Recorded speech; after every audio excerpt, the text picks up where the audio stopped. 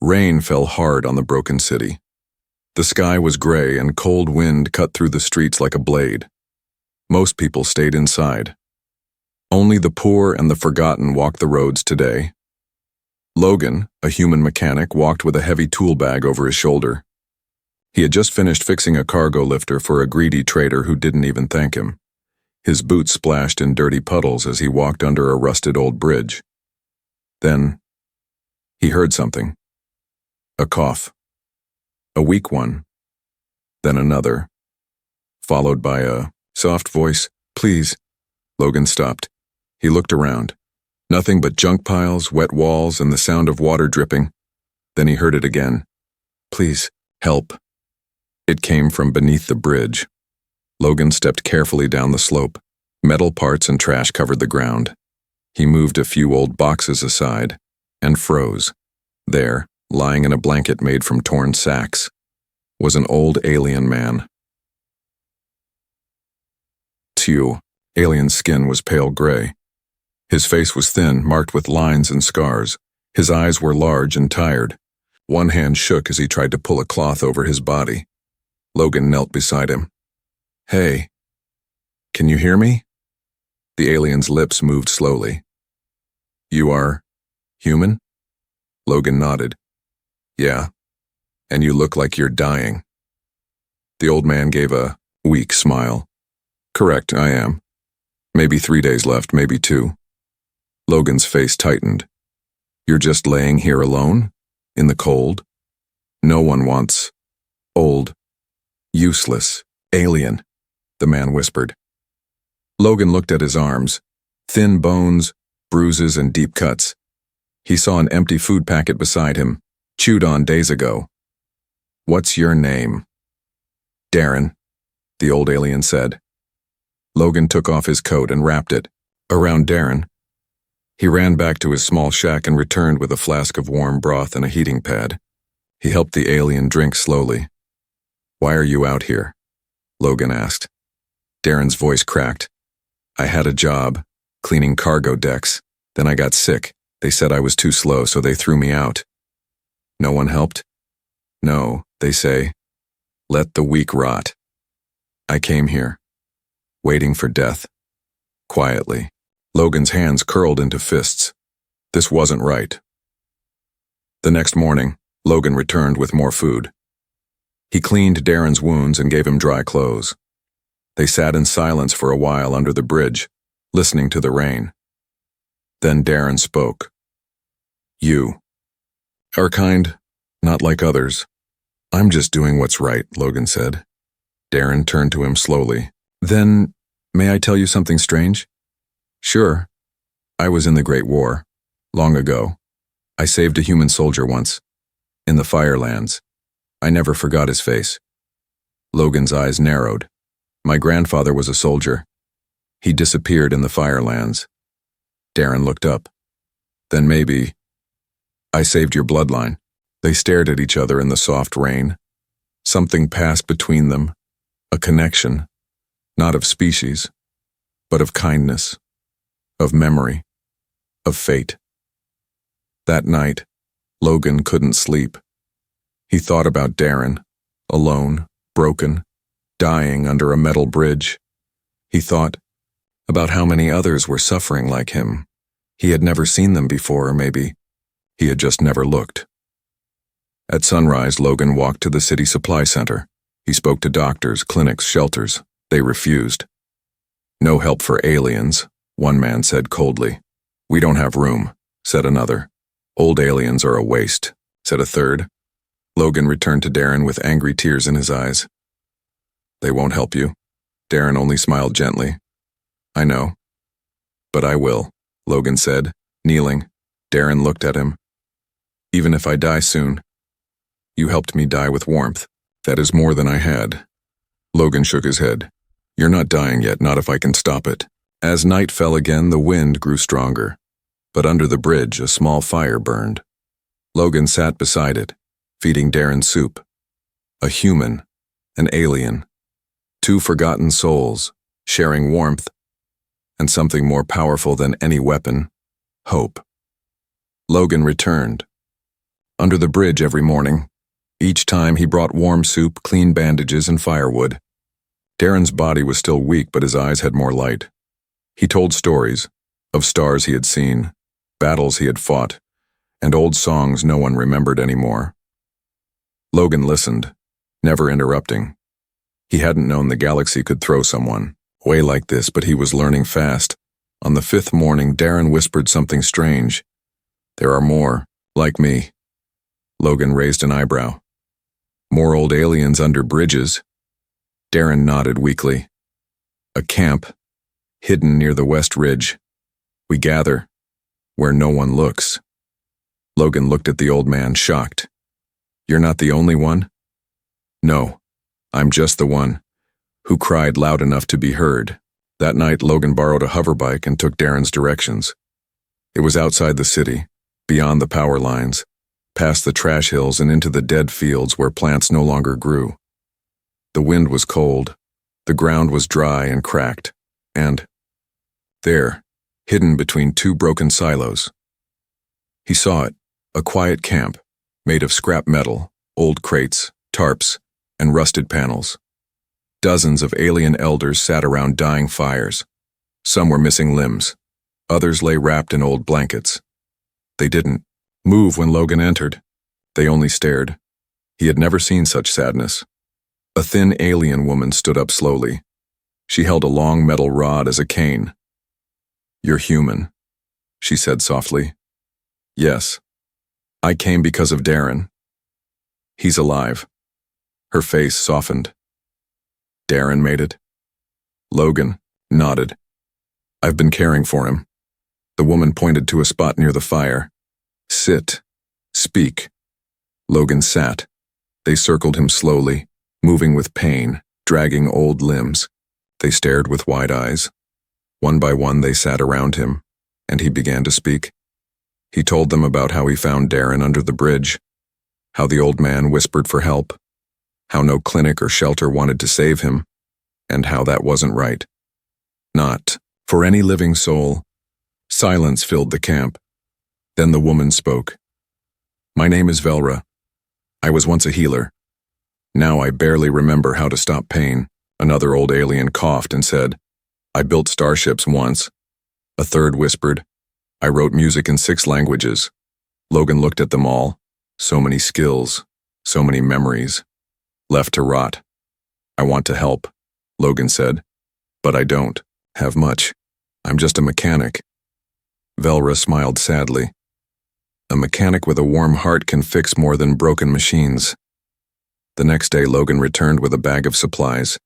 He brought dry food, clean water, fire capsules, and even an old tent. He set it up in the center and called it the healing shed. He promised to return each week with tools, with medicine, with kindness, but not everyone was happy. When Logan returned to the city, 2 traders were waiting. "You've been helping the throwaways," one said coldly. "They're not your problem. Human," the other added. "They are now," Logan replied. They followed him. They watched him. He could feel their eyes. But he kept going. Each week, more elders smiled when they saw him. Darren grew stronger. Velra taught others to make herbal steam packs again. One alien began humming songs from long ago. The camp was still poor, still forgotten, but it had started breathing again. One evening, Darren said something new. "You are a spark, Logan." Logan chuckled. "What does that mean?" Darren looked at the stars. A spark in the dark can light 100 fires, but deep in the shadows, danger was building. The city's guards had heard of the camp. They didn't like it. Old aliens were wasted space, they said, and Logan was interfering. A warning was sent. A guard officer stood outside Logan's workshop. "Next time you visit that camp," he growled, "you won't return." Logan stared at him calmly. "I'm not afraid." The officer leaned in. "Then you're a fool," Logan whispered back. "Maybe. But I'd rather be a fool than a coward." It started with coughing, deep, painful, and spreading fast through the camp. Velra, the old healer, knew the signs. "It's lung frost," she said, her voice tight. Cold rot is growing in their chests. Without medicine, they'll die. Logan looked around. 10 elders were already coughing. 3 couldn't even stand. The firewood was low. Blankets were thin. The winds outside had turned sharper. Logan's jaw clenched. I'll get the medicine. Back in the city, Logan went to the public clinic first. He showed a list of the needed medicine, mostly common anti-frost syrups and heat capsules. The nurse scanned the list and narrowed her eyes. Who are you getting this for? Logan didn't lie. For sick alien elders outside the West Ridge. She slid the list back. We don't give charity to outsiders. They're dying. They're not our responsibility. Logan went to 2 more clinics, 2 private pharmacies. A charity center. Same answer each time. No medicine for them. No value in helping trash.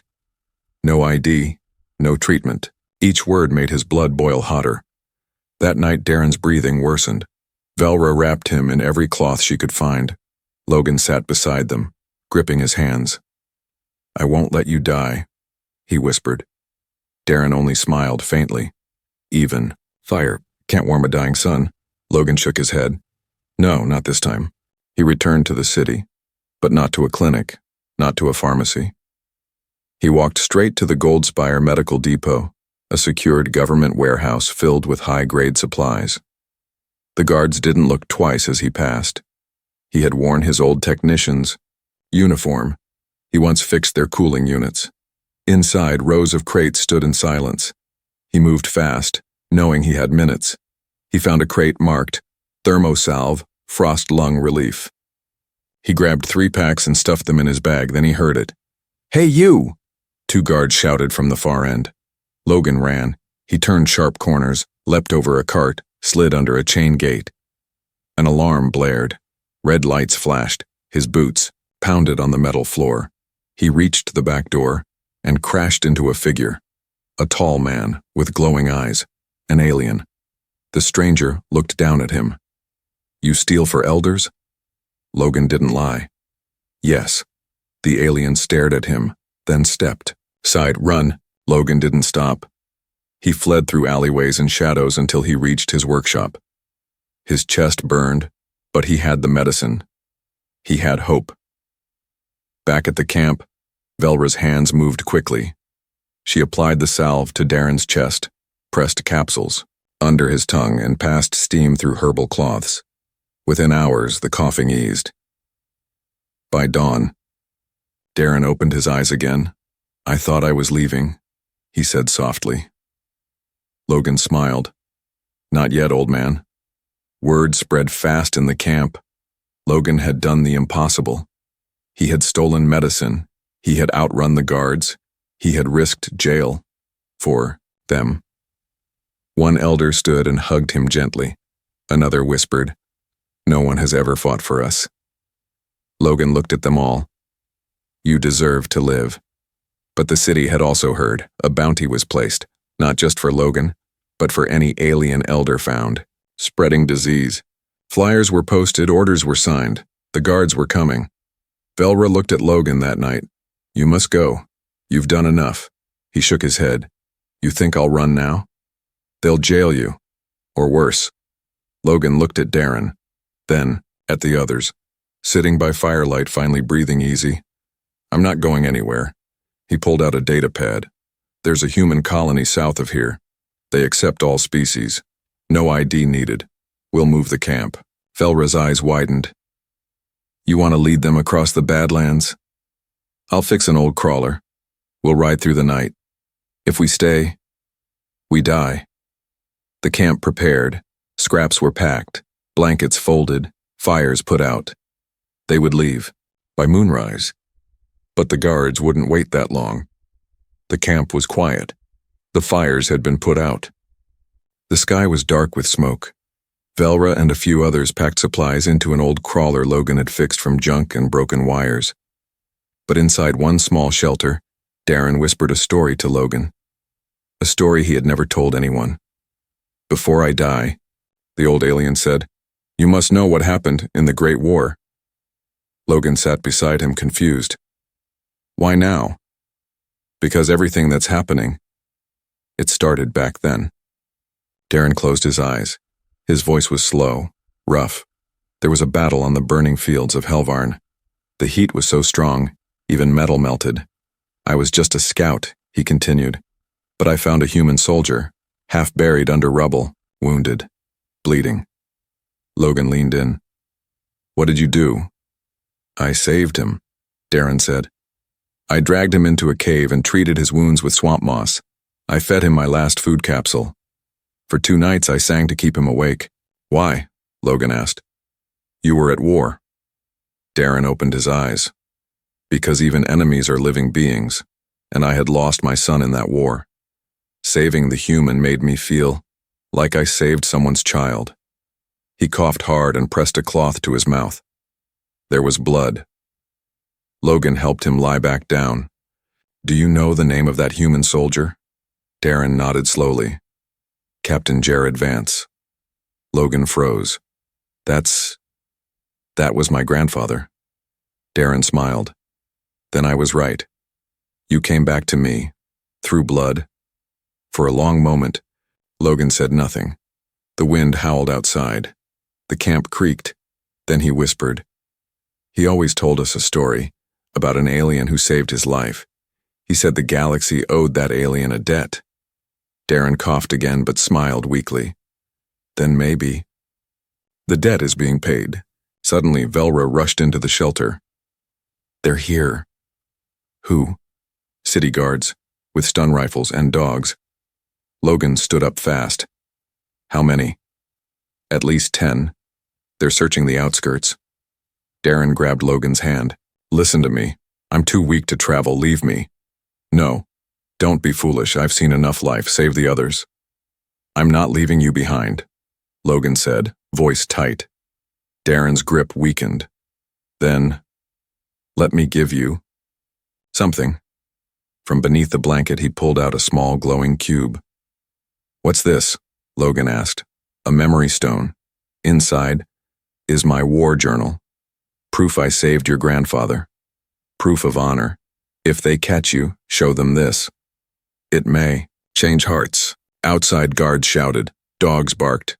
Velra yelled, We need to move now! Logan helped Darren sit up and wrapped him in thick cloths. I'm not leaving you, he repeated. You saved my bloodline. Let me return the favor. With help, they loaded Darren into the crawler. The others climbed in, some walking, some carried. The engine coughed once, twice, then roared to life. The crawler rolled out into the dark away from the camp. Lights flashed behind them. Guards shouted, a rifle fired, but the crawler didn't stop. Inside, Darren looked at Logan one last time. There is more to come. You will see. Then he closed his eyes. Not dead, just sleeping. Logan drove into the unknown carrying the last stories of a war and the lives of the forgotten. The crawler rolled across the deadlands away from the city's lights and into silence. Wind howled outside. Inside it was cold, dark, and crowded. The alien elders huddled together, weak and coughing. Logan's hands gripped the wheel tight. Darren lay near the back. His breathing had changed. It was slower, deeper, painful. Velra checked his chest, her face full of worry. It's not just lung frost now, she said. There's something burning inside him. It's old, ancient. Logan turned. What do you mean? There is a sickness. Some of our kind carry it for years. It hides, then wakes. It burns from the inside, like a fire in the chest. Logan looked back at the road. Is there medicine? Velra shook her head. No, there's only one thing that can stop it. What? A light release. The name echoed in Logan's mind. What is a light release? It's not a treatment, Velra said softly. It's a sacred ritual, a deep healing of mind and soul. We don't do it anymore. Not since the war. It's dangerous. How dangerous? If it fails, it can burn the body from inside out. Logan's throat tightened. And if we don't try, he'll die, she said. Silence filled the crawler. The old ones listened. Some began to cry quietly. Logan looked down at Darren. Bedia, old alien, was shivering, but his face was calm. Logan turned to Velra. Where do we go? They changed direction, toward the hills beyond the ruins. There, in a canyon made of black stone, stood something ancient, the Temple of Flickering Ash. No humans had ever been there. Even aliens feared it now. But it still stood, burned by lightning, half buried yet still glowing faintly. Logan helped Darren out of the crawler and carried him inside.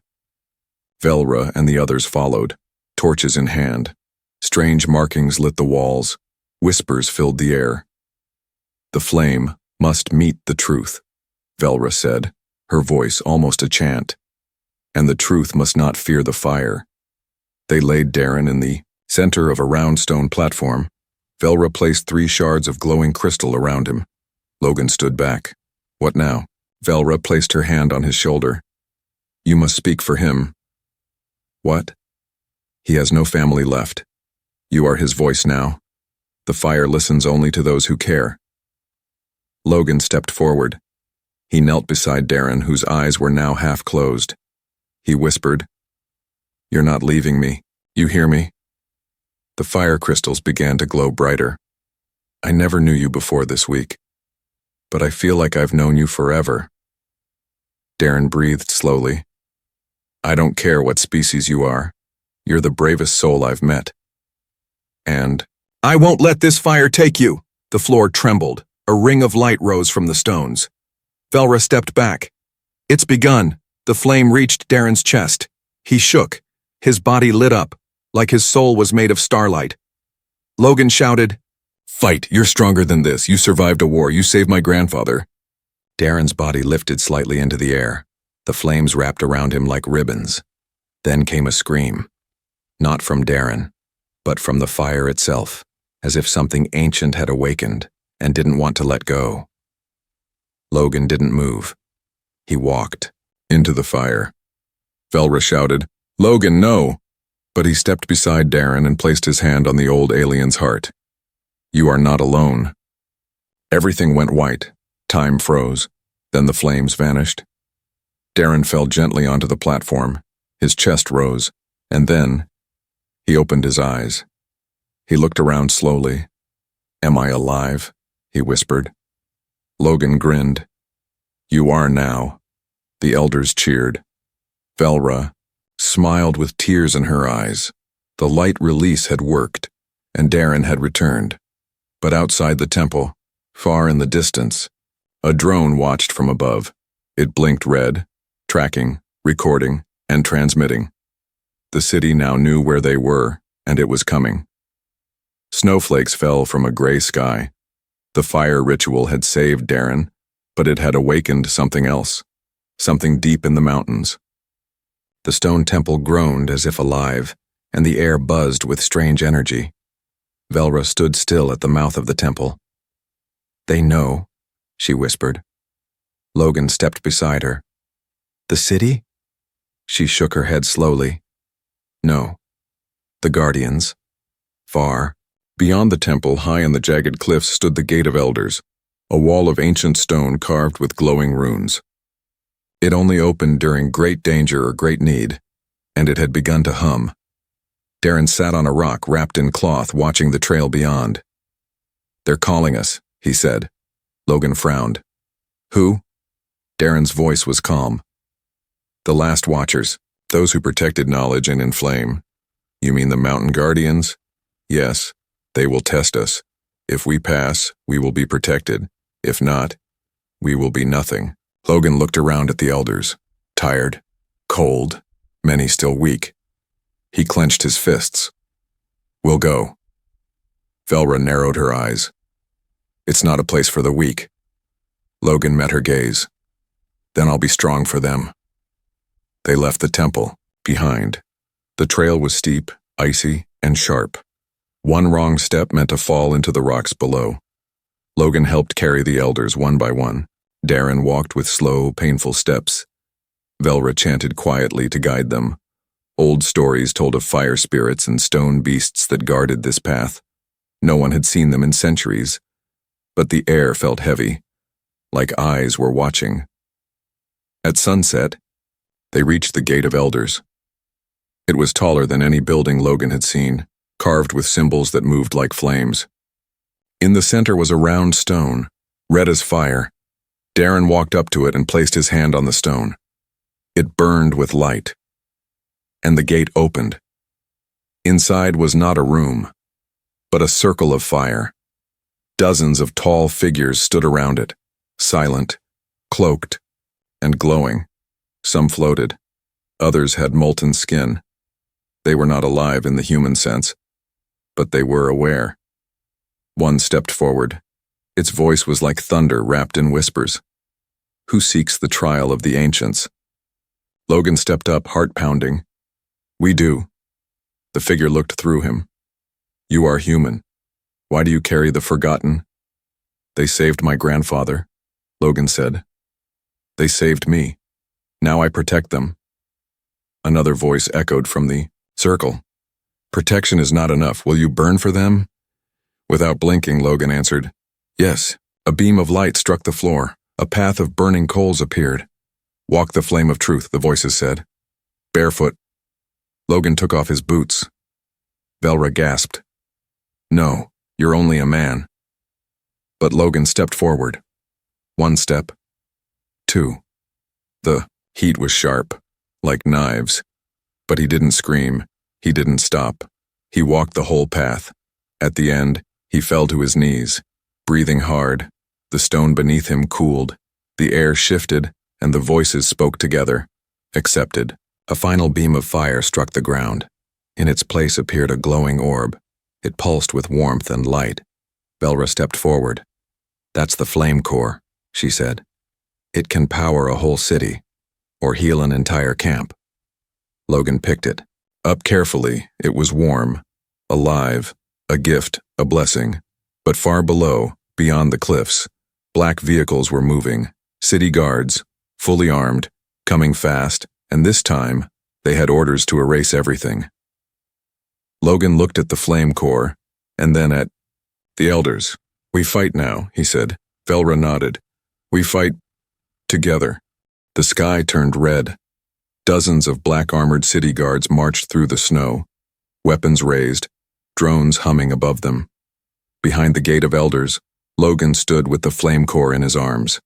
The alien elders gathered close, eyes wide, some shaking. Velra whispered, They've come to wipe us out. Darren placed a weak hand on Logan's shoulder. No more running. Logan nodded. We make our stand here. The mountain groaned. A deep hum echoed from the stones. The ancient guardians, those glowing beings from the circle of fire, watched in silence. Then one stepped forward. You accepted the trial. The voice rumbled. Will you now protect what you were given? Logan stood tall. I will. The guardian raised its hand. Fire flowed from the walls, crawling toward Logan, like a living serpent. It wrapped around his arms, warm, not burning, and entered his chest. He gasped. Symbols glowed under his skin. The flame core responded, pulsing with light. Velra stared in awe. You've been marked by the flame keepers. Logan turned. His voice had power now. Let them come. Moments later, the enemy appeared at the canyon's mouth. A soldier shouted, Step aside. That's stolen property. Logan stepped forward, barehanded. You want the sick? You'll have to go through. Me, the commander scoffed. You're just a human with a death wish. Logan smiled. No, I'm a human with a promise. He raised the flame core high. A blast of heat surged outward, forming a shield of living fire between the elders and the guards. The first wave of bullets melted before touching it. The drones shorted out and fell like stones. The guards hesitated. Then, the guardians began to move. Their bodies rose above the cliffs, their eyes glowing like suns. One guard screamed, What are those things? The commander shouted, Fall back. But it was too late. The mountain itself was awake and it was protecting its own. Logan stood at the center of it all.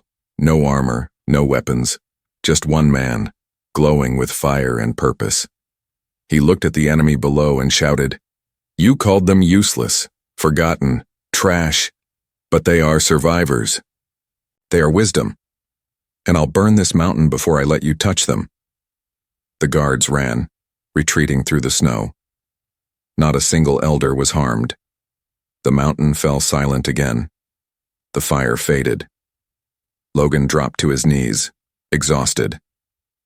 Darren and Velra helped him up. "You did it," Darren whispered. "No," Logan said, smiling weakly. "We did." Later that night, as stars blinked above the canyon, Darren handed Logan something. It was old, smooth, metal, a soldier's tag. "Jared Vance, my grandfather," Logan said quietly. Darren nodded. "He promised to tell my story. I think you just finished it." In the morning, the camp moved again, but not to hide. This time they walked proudly to the southern free colony Logan had found. Word had spread. Humans and aliens came out to meet them. No more cages. No more sickness. No more silence. Logan stayed by Darren's side until the end. One night, under a sky full of stars, the old alien finally whispered, "Thank you, my boy." And he was gone. Peaceful. Smiling. Logan buried him at the highest point of the valley. He marked the stone with these words. He saved a life, then gave his own. We carry him in flame and memory. Years passed. Logan built a center for the forgotten, alien or human. He called it the Lighthouse. And every child who entered its doors heard the same story, about a tired old alien who cried under a metal bridge, and the human who heard him and changed everything.